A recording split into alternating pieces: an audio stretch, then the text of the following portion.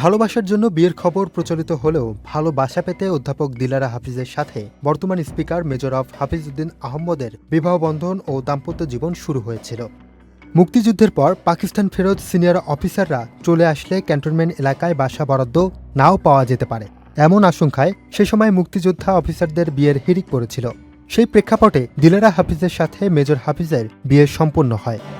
নিজের আত্মজীবনী সৈনিক জীবন, গৌরব ৭১, রক্তাক্ত ও ৭৫ বইতে এমন তথ্য জানিয়েছেন মেজর অফ হাফিজউদ্দিন আহমেদ বীর বিক্রম।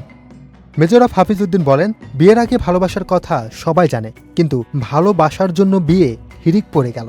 প্রতি সপ্তাহেই ২-৩টি বিয়ের দাওয়াত পেতে লাগলাম। যাদের সঙ্গে আমার ওঠা বসা সবাই ফটাফট বিয়ে করে ফেলেন। সিনিয়র অফিসারদের জন্য নির্ধারিত শহীদ আজিজ পল্লীর বৃহদায়তন ৩ বেডরুমের বাসাগুলো এরাই বরাদ্দ পেলেন এবং মহা উৎসবের সাথে বিবাহিত জীবনের সূত্রপাত ঘটালেন। ২০০-র বেশি সার্ভিস ও ফিচারে লেনদেনের সব বিকাশ অ্যাপে সম্ভব। আমি এ সময় প্রথম ইস্ট বেঙ্গলের উপ অধিনায়ক হিসেবে কর্মরত ছিলাম। পল্টনের ব্যাচেলার অফিসার কুল আমার কুমার জীবনের অবসান ঘটাতে উঠে পড়ে লাগলেন। তিনি বলেন, কোম্পানি কমান্ডার ক্যাপ্টেন ইকবালের বাড়ি সুনামগঞ্জে। তার বোন দিলারা ইডেন গার্লস কলেজের ইতিহাস বিভাগের প্রভাষক।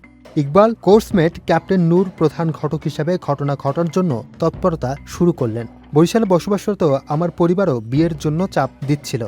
অবশেষে বিয়ের ফুল ফুটল এবং প্রথম দেখা পাত্রী দিলারাকেই বিয়ে করতে সম্মত হলাম। লাড্ডু দিল্লির হোক কিংবা সুনামগঞ্জের, খেলেও পস্তাতে হবে, না খেলেও। সুতরাং খেয়ে পস্তানোই ভালো। মেজর অফ হাফিজউদ্দিন জানান, সেকালে বিয়ের কার্ডসহ দরখাস্ত করলেই সেনা সদর বাসা বরাদ্দ করত। আমি বিয়ের সপ্তাহখানেক আগেই শহীদ আজিজ পল্লীতে বন্ধুদের প্রতিবেশী হলাম। তিনি বলেন, ১৭ আগস্ট ১৯৭২ হোটেল পূর্বানীতে বিয়ের অনুষ্ঠান সুসম্পন্ন হল। বিয়ের বরযাত্রীরা অনেকে ছিলেন খ্যাতিমান মানুষ, যেমন জেনারেল উসমানী, জেনারেল জিয়াউর রহমান এবং বেগম খালেদা জিয়া, ব্রিগেডিয়ার খালেদ মোশাররফ, সেনাপ্রধান শফিউল্লাহ, মীর শওকত, আব্দুল মঞ্জু ও জিয়াউদ্দিন প্রমুখ। এছাড়াও সেনাবাহিনী থেকে বাধ্যতামূলক অবসরের পর মেজর হাফিজ যখন প্রতিকূল সাংসারিক জীবন পার করছিলেন, তখন পাশে ছিলেন সহধর্মিণী দিলারা হাফিজ। পরবর্তীতে শহীদ সোহরাওয়ার্দী কলেজ ও ইডেন কলেজের প্রিন্সিপাল, মাধ্যমিক ও উচ্চ মাধ্যমিক শিক্ষা অধিদপ্তরের সাবেক মহাপরিচালক হয়েছিলেন অধ্যাপক দিলারা হাফিজ। প্রচার বিমুখ খ্যাতিমান শিক্ষাবিদ দিলারা হাফিজ শনিবার ২৮ মার্চ সকালে সিঙ্গাপুরে চিকিৎসাধীন অবস্থায় ইন্তেকাল করেছেন।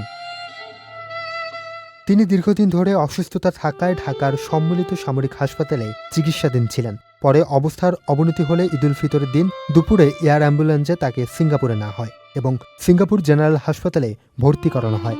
সেখানেই চিকিৎসাধীন অবস্থায় মৃত্যুবরণ করেন অধ্যাপক দিলারা হাফিজ।